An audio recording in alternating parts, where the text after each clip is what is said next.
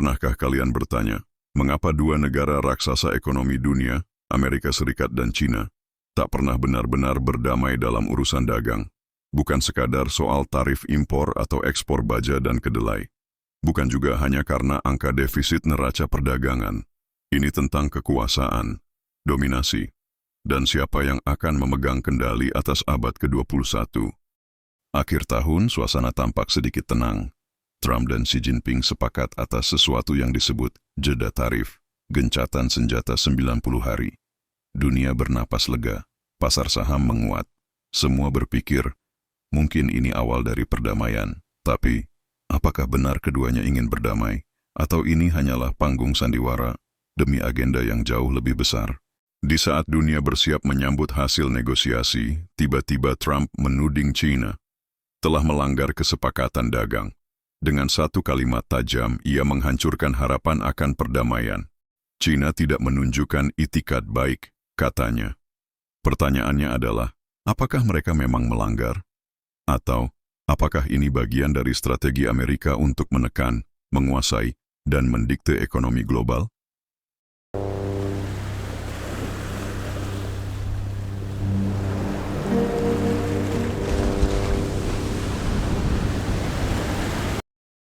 Menteri Keuangan Amerika Serikat, Scott Bessent, menyebut negosiasi kembali menemui jalan buntu. Ia bahkan mengatakan, hanya Trump dan Xi sendiri yang mungkin bisa menyelesaikan ini. Tapi tunggu dulu, mengapa jalur teknis gagal? Mengapa semua pembicaraan di balik layar, dari diplomat hingga ekonom top, tidak menghasilkan apa-apa? Apakah mungkin karena perang dagang ini bukan soal dagang semata? Apakah ini sebenarnya adalah konflik antara dua ideologi besar? Kapitalisme bebas versus sosialisme berorientasi negara. Pasar global mulai terguncang lagi. Investor panik. Harga saham bergerak liar. Dan kemudian, Presiden Prancis Emmanuel Macron ikut angkat bicara. Konflik Asia-China adalah salah satu risiko terbesar bagi stabilitas dunia, katanya dalam konferensi pers di Paris. Coba pikirkan, mengapa seorang pemimpin Eropa yang secara langsung tidak terlibat begitu khawatir? Karena ini bukan konflik biasa.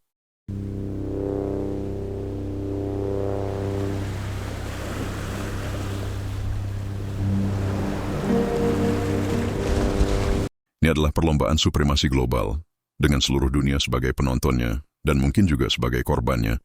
Amerika gusar dengan dominasi China di industri strategis, teknologi, energi hijau, kecerdasan buatan, bahkan semikonduktor. China tidak hanya bersaing, mereka membangun ekosistem global, dan ASEAN, mereka melihat ini sebagai ancaman eksistensial. Trump, sang pengusaha yang menjelma jadi presiden, bukan hanya melihat angka di neraca dagang. Ia melihat kekuatan sistemik, dan ia ingin menjatuhkannya sebelum tumbuh makin kuat.